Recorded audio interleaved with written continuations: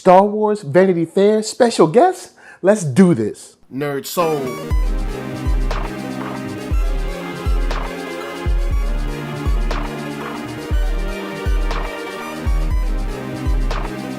Lay Ill Kid at OneYoungsta, holding it down, bringing that StreetGeek and NERDSoul. What is up, my people, today? Oh yeah, coming with another wonderful episode of Dropping Jewels. Here, anything goes, we have a lot of fun, but we still take hip-hop, hit geek, put it together. So, I know them photos been in them streets. Kai's got a chance to read the article. Y'all probably didn't read the article, y'all just looked at the images. But the point is, it's time for us to get together and talk about those images. And I'm not alone. I got some friends with me. What's up, guys? This is Jay Sherer from the Story Geeks podcast and also writer of Timeslingers, which is a time travel novel. It's coming out July 19th, 2019. Go check it out. Michael asked me to respond to some of these Vanity Fair photos, so I'm just going to go through them one by one and give you my thoughts on them. I love Star Wars. Hey, Michael, thanks for the opportunity to talk about these awesome pictures. I love this. This is a Star Wars tradition. When Vanity Fair releases any Leibovitz's great photos going back to, Phantom Menace is when I really first remember being like wowed by her work and giving us that taste of Star Wars movies to come. And I'm excited because it's been a while since we've been together digitally. So we're gonna go in and get into Star Wars, The Rise of Skywalker, the ultimate preview. So I'm not gonna waste no time. I'm gonna be switching people in. Y'all know what's gonna happen, but let's go on and get started with the very first photo. We got your boy, J.J. Abrams out in the desert looking mad gully, son. You know what I'm saying? You got the desert looking crazy. You got Rey all wearing the fresh fits. You know, that's like that Jakku linen. J.J. Abrams in his element. He's here in the middle of the desert. I was thinking that this was probably going to be Tatooine. It looks like the same desert that a lot of the trailer took place on. Kind of was hoping we'd go back to Tatooine, but it doesn't look like we're going to do that. Most of the pictures in here, I realized, were staged. They're not from the film. So any kind of thing where you're trying to figure out, like, oh, could this be a story element? You really would have to look at it from a character perspective first, not from like an action standpoint, because obviously this wasn't done in the same way. Honestly, once again, there's very few that do it like Star Wars when it comes to finding these locations that just serve as a very beautiful backdrop. You got everybody working there so hard, but when you just get, when you just focus on that background, when you focus on that atmosphere, the environment they're in, you just get sucked in, and you know this is going to be one of those stories where you can kind of whisk yourself away into this other land, which is just going to be awesome for us. And I like that. I like that a lot. That's something that lets me know, like, yo, once again, it just gets me hype. It's like we're getting back into that galaxy far, far away, and seeing, all of the people working so hard on it. You know what I'm saying. They're trying to hit a home run with this one. Photos look excellent. I did like Rey. That was actually the last Star Wars I saw. I kind of skipped the other ones. I saw the one where they first introduced her. I have not seen the last ones, but I like what I'm seeing.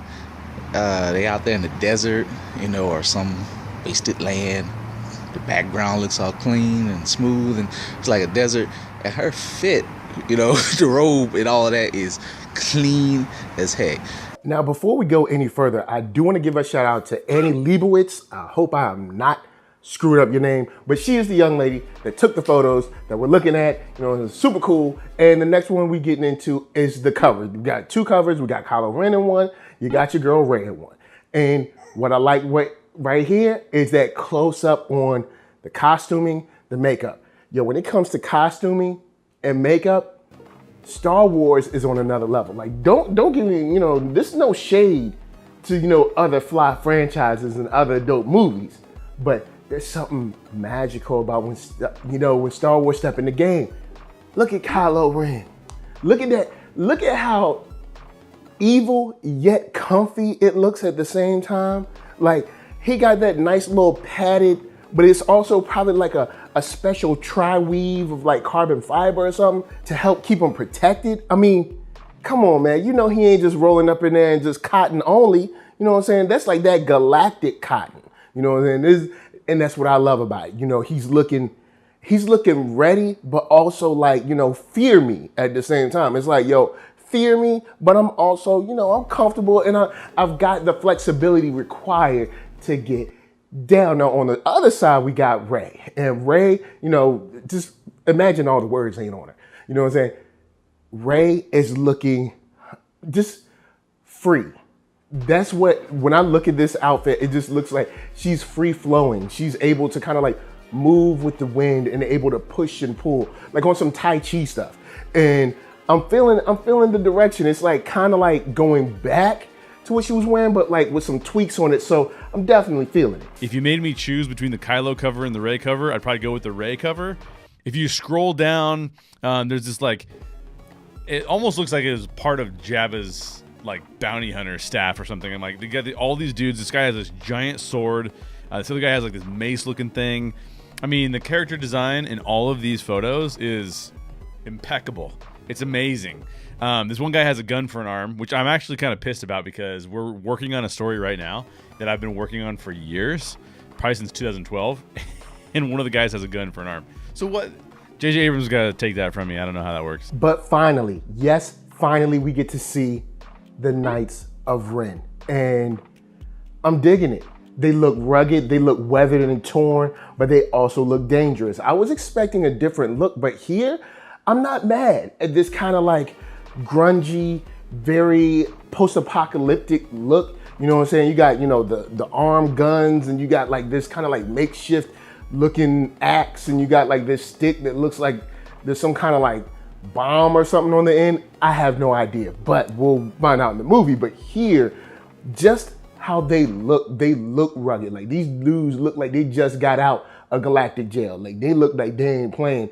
They look like the kind of cats that'll, you know what I'm saying, do a little wet work for you if need be. And of course, Kylo Ren, he need that. That's, you know, that's because he just does bad things. But what I'm saying here is I'm digging the dusty, the dirt, the grimy, the gritty look of them, because it serves, in my opinion, it serves the character that Kylo Ren, or the type of characters Kylo Ren would gravitate to, or that he or would gravitate to him, is those that look kind of like, you know, devoted mercenary types. And I'm down with it. Now slide all that grittiness out the way. Sweep that up.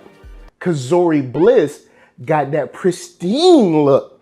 Yo, when I saw Kerry Russell's, that burgundy, like smooth, satiny silk kind of thing, and then the gold helmet, kind of like some cool futuristic Rocketeer throwbackian type vibes.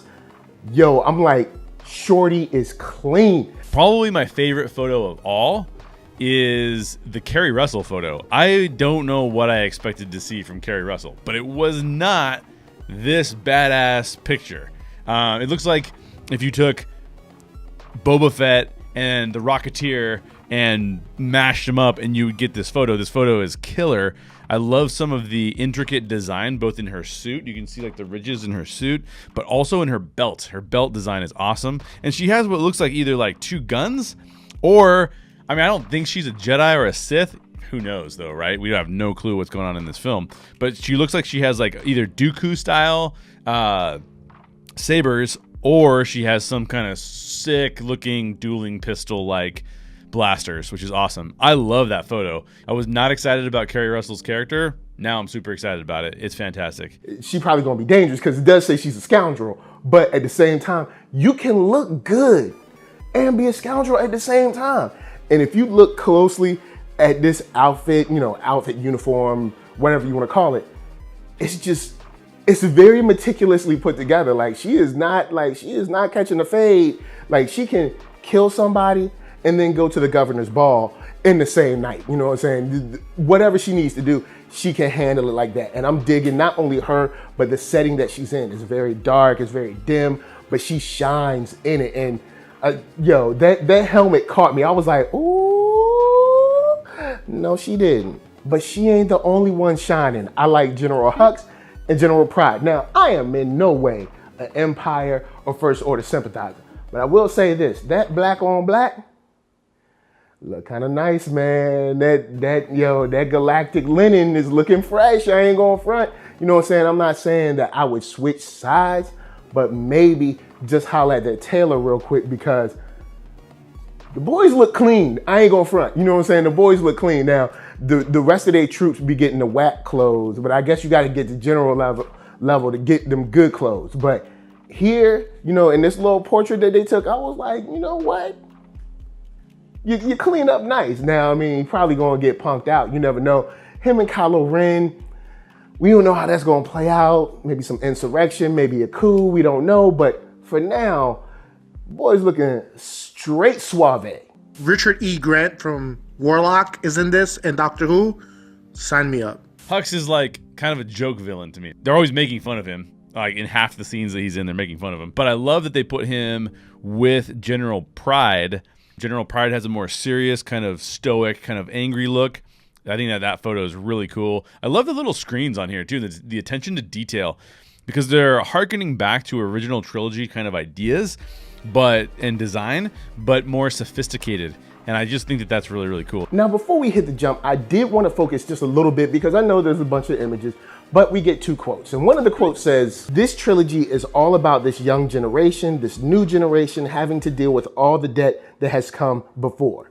And you know what? I'm digging that. I'm digging this kind of culminating in the final film, because you do have a lot of these young people from the Resistance, from the Rebellion, from the First Order, from the Empire. You have a lot of these people trying to carry a torch that maybe they shouldn't be carrying. You know what I mean? And Kylo Ren, not saying that I'm saying Kylo Ren is right, but he does say, let the past die, let that go. And a lot of times, even on Kylo Ren's end, I think there's a lot of situations where people in this movie, even people in real life, are trying to be something that they think the past wants them to be, whether it's your mother wants you to be, or whether you think you should be in this society, or whether you think, you know, what your dad wants, or what your school wants, or what your best friend wants, or what you think the legacy wants for you, instead of forging your own path. Now, I'm not saying forging your own path by killing your daddy. That ain't what I'm saying. But what I'm saying is I think they do have a lot of debt or a lot of weight on their shoulders for what they should be, what they should mean. You know, whether it's with Rey being a hero, how she should be a hero, what she needs to do to be a hero, or on Kylo Ren's side to live up to the Skywalker name, you know what I'm saying? Or live up to Vader in that case. And sometimes maybe they need to step back and figure out what they really want.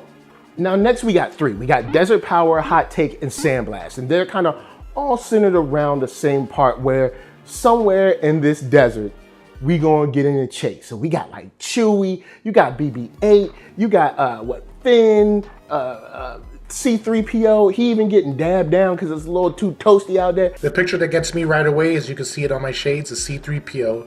C-3PO to me is the storyteller of Star Wars, and probably the first story I had from Star Wars. And just seeing him there in that single picture alone, knowing it's the last time we're gonna see C-3PO, it's heartbreaking. I mean, there's tons of goodness in these photos. So let's get into the main thing that I like is, once again, they don't look like they're on, of course, a set, because we are on location. Being there just makes everything so much different. You add that with the actual sunlight that's hitting them, that's beaming on them, it just adds so much life to these photos, which I know will then, of course, translate to the film. I mean, they're going to color correct and all, whatever, but still, you're already sucked in. Then you see like the stuff that they're on, like the either what they're speeding away from on that speeder that they got or whatever it's called, and then also seeing the dust up on them, the dirt up on them. It's not like a situation where, say, you see in a TV show where somebody gets in a fight and they ain't got no bruises, no marks, no blood. Here, you see dirt, you see a little bit of sand, you see a little dustiness, and it kind of pulls me into these shots like, we in Star Wars, son. Even, it's funny, even with people wearing normal clothes around them with, like, you know, lights and reflectors and stuff, I'm still already like, man, I cannot wait to see this finished scene, because it's another world. And I know they're at some desert, probably, you know, I don't know, in, you know, Mojave Desert or something. I don't know where they at. But the point is, I'm already transported there. So I know in December, I'm gonna be like, psh, I'm done, son. I'm too hyped. But in this case, I just like seeing them preparing for this scene. Also in the scene, kind of like acting with the reflectors, and they're in the speeder and stuff. It just looks cool. Now there is one photo that I'm skipping. I'm gonna get into Starcross, where we find out there's a little excerpt saying that their connection might go a little deeper than we thought before. And this is Kylo Ren versus Rey. You see there's like storming and snow and sleet, hail and stuff, and they're battling it out there. And it just looks like, I don't think they're gonna bury the hatchet anytime soon. I think it don't look like there's no love lost in this one.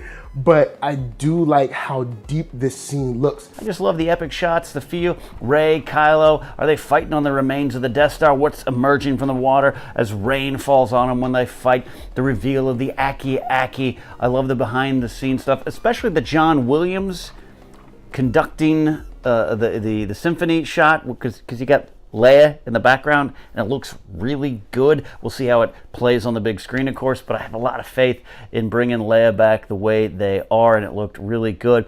Like how empty it is, and it's just them two. It's like there ain't nothing else. It's just you and me. And look, hey, only one of us gonna walk about this joint. Like I like that feel. I like that epic kind of showdown. Like, look, there ain't no fanfare, there ain't no watchers, onlookers, there ain't no one for you to be cute for. It's just me and you. Now what you got to say? You know what I'm saying? So I'm digging that, and I can't wait to see how this throwdown happens. Please don't let it be short. Let this joint, I mean, not overly long, but let us get some of that raw, that meat that we got in the throne room, where we got to really accept and absorb like what was going on, because that throne room was crazy. And of course, we got the crew back in the Millennium Falcon. You got Lando there, you got Poe Dameron there, you got Chewie in the house and BB-8.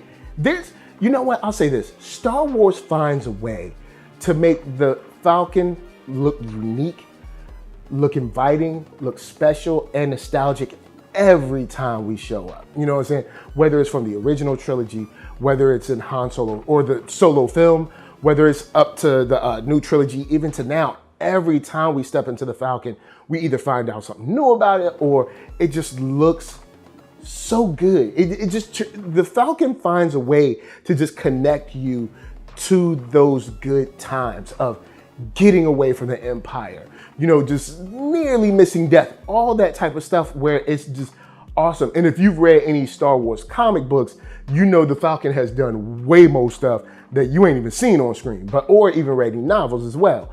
And this photo is just, it's almost like a family portrait, even though I know your boy Poe is new. He fresh and new, but I'm just saying it's good that, Chewie's there, because we know the history. We know technically L3 is there. So you know what I'm saying? You got L3 there. You got Chewie there. You got BB-8. You got your boy, your boy Lando. And of course, Han in spirit. It's nice. This is just one of those photos that I've seen. I'm just like, it feels good. Seeing a picture of everybody in the Falcon, the one that gets me is Lando with the outfit of Donald Glover. But, Donald Glover and Lando, Colt 45, brother, smooth as silk. Probably my second favorite photo. I don't know. Kerry Russell's photo, best.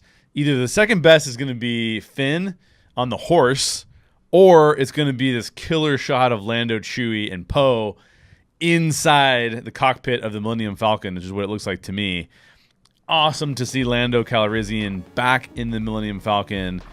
Interesting to see Poe in there, though. They're kind of turning him into Han Solo fully, maybe. But my favorite shot right now, the one, much like the trailer, the teaser trailer, there's so much to take in that I like, but Lando Calrissian.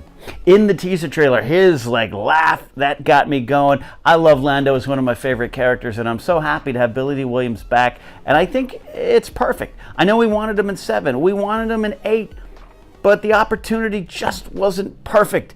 Our patience has paid off. I think this is a great role, and I love the look of Lando, Chewie, Poe, Dio, the new droid, BB-8's in there as well, all in the cockpit of the Millennium Falcon, and Lando dressed in an outfit inspired very similar to what Donald Glover was wearing in Solo. I love that connection, not just between the characters, young and old, past and present, but the movies themselves, kind of a nice little warm connection.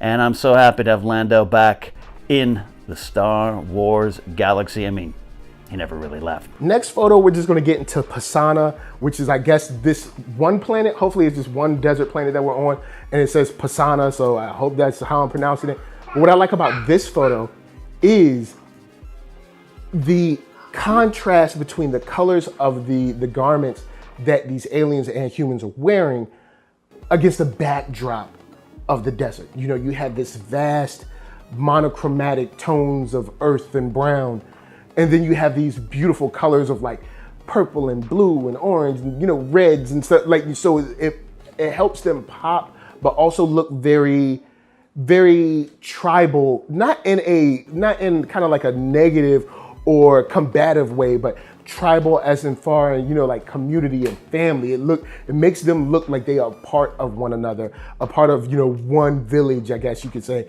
And it's just unique. I think it's unique. It's another way that Star Wars has found to utilize this desert and be different from the other deserts we've been to. You know what I'm saying? We've been to Tatooine. We know how they get down. We've been to Jakku. We see it's kind of a junk planet. You see how they get down.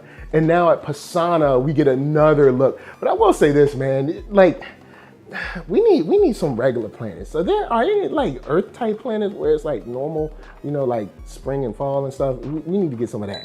Now, of course, we got the encore photo where it's you know, it's just John Williams doing his thing. And I'll remark on this because I know people will be like, oh, this is just a regular photo. John Williams conducting because he's a conductor. But I'll say this, as much as Han Solo, as much as Vader, as much as Luke, as much as, you know, anyone has given to this franchise, John Williams in his music has become such an important character. The music of each generation has been just slightly different. The prequels music had its feel of that era. You know, of course, the original trilogy had its feel of that era. And then, of course, now the new trilogy has its feel of the newer era. You know what I'm saying? And it's a weird through line, but he's found a way to just kind of like give them their own distinct sound while still remaining, you know, keeping that home base of that, just that swell of like the Star Wars music. And this is just another score that I'm like, you know, I'm about to buy that. And of course, with that said, we got one more quote. It says, "It wasn't all over when the Ewoks sang. Obi-Wan died in vain. Even Han and Leia split up. It's all a little less of a fairy tale now." Now, with that said, I'm not sure if I'd say Obi-Wan died in vain, but I definitely see how you could say that, where that could come from. And yeah, a lot of times you think, yo, if we just cross this hurdle, everything will be gravy. And nah, you know what I'm saying? The galaxy still turns, the world still turns, and you're still gonna have people that aren't happy with you and people that are. You got people that Leia has to deal with in the New Republic. You got, you know, so the First Order or the remnants of the Empire still go on. So it's not like, I think a lot of people, because you fight so much that you think, oh, if we just beat the Empire, then everything will be fixed. And nah, it doesn't. I mean, you cross that hurdle, but then you still have to heal all these people. And trying to transition a government, I mean, I've never done it personally, but I assume it's not that easy. And on to the penultimate photo that I'll talk about, which is From the Ashes. This shot with Luke and R2 is something that I need in like an oil painting in like 18 feet by like 20 feet or something. I don't know, my ratios is off. But the point is just super big, all right? And because looking at this photo says so much. You know, we have essentially the hero of the rebellion, and look at his surroundings. And it's not for lack of trying. It's not like he didn't put his heart, his all into this. And with, like he calls him old friend, with R2 right beside him, and they're both looking at probably what is hope, dreams, you know, aspirations lost. And where do you go from there? And it's just so much hope lost, so many dreams, so many crushed realities, so many things in this photo that you just look at. Of course, us knowing the history of Star Wars, it's heartbreaking and sentimental at the same exact time. But my two favorite shots, I gotta go to Luke. Luke Skywalker sitting there. Is he alive? Is he dead? Is that a ghost? Are they doing a little trickery there? Maybe a little, Marvel MCU Civil War kind of playing around with the promotion so they don't spoil things? I would think so. I don't think that's just the picture is, what we see, what we get. But I love it. Epic shot. Want to hang it on a wall. R2, Luke, flames, burn it all down or bring it all back. We'll find out. And the photo that I saved for last is the one that gave me so much life, which is Finn and Johnna. That's right, they on horseback, or, well, it's not horseback, it's whatever those creatures is, but they ready to ride. You know what I'm saying? In the sandblast joint, you see them kind of running. In so many situations, we're just trying to get away. Even The Last Jedi, people were essentially running for their lives because there was like a total of, I think they said 400 people left in the rebellion, then a whole bunch of them got blew up, so they did. But anyway, the point is, we spent a lot of time just running. Even back in the original trilogy days, we were just running, trying to pick up scraps and just trying to win these small emotional battles. But now in this shot, we going into battle, and that's what I love about this shot. You see old girl with the bow, you got your boy Finn with the shotty, and they're riding towards some kind of danger. I don't know what it is, and I hope they win, because don't have me talk about how sweet y'all gonna be, and then in the movie, y'all don't be sweet. J.J. Abrams, don't do that to him. Don't have him not be sweet, because I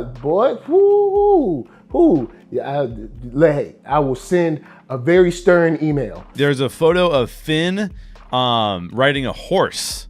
I mean, I didn't even know we were have we ever seen horses? Have we seen horses in Star Wars? Don't think I've ever seen a horse in Star Wars. Obviously, we've had tauntauns. We've had lots of other creatures. This is pretty horse looking, and this other lady's got a bow and arrow. I mean, that character design is sick. But anyway, the point is, right here, I'm loving the look on their faces, their garments. What they're wearing is very, very cool and very distinct. Once again, you get your boy Finn with the outfit level up, and Johnna, we really don't know too much history about her now, but she looked like, she ready to ride, literally. So I'm down with that. We are going to battle. We are taking the fight to them. We are not running away. We are not hiding. We are not ducking. We are not just trying to survive. Now we're picking up our weapons and we going straight at the conflict. And that's what I'm hype about. For a while there, I thought that maybe I would be more interested in Endgame than I was going to be in Episode 9, because Endgame was getting so much hype. And I had just read Infinity Gauntlet. I had just read some of the comics that were kind of getting me hyped about Endgame. But in the end, it's Star Wars, man. Like, you can't beat Star Wars for my personal enjoyment and hype. Like, I love Star Wars, and this is what I'm here for. Michael, NERDSoul, thanks for inviting me on to react to these photos. I would love to hear what other people's favorite photos are. The last one on here is Luke Skywalker and R2-D2. You can't hate on that, but it also feels really staged. And honestly, I don't think that scene is in the movie. That's just my take. I think that they just threw it in there. I could be wrong, but that's just my take. Love Star Wars. Cannot wait for more Star Wars. Thanks for having me on. Hope you enjoyed my reaction, and I hope you're as stoked as I am about the rise of Skywalker. So, with all that said, big shout out to my friends that came through. Big shout out to you. Thank you for hollering at me. I'ma holler at you. Down in them comments, let's talk about Star Wars. I love these photos. Let me know what you think. All your speculations, theories, all that jazz, because it's just fun. And I'm psyched about this. So before I bounce, I'm going to tell you guys to hit up ThatNERDSoul.com. That's right. Check me out right there. All my videos from the oldest, newest, latest, greatest, and all that. Then hit up shop.ThatNERDSoul.com and pick yourself up a t-shirt player. Don't forget to get one for them playettes. Then come back here, like, comment, subscribe, and share that NERDSoul. That's right. There's no better way that I can show people that you, like what you, are watching. So, LA, what up? VA, what up? RVA, you got my heart. And please be good to yourselves. Please be good to each other. And remember, the best way to stay fly in the galaxy is to holler at a tailor that can handle that galactic linen. Peace.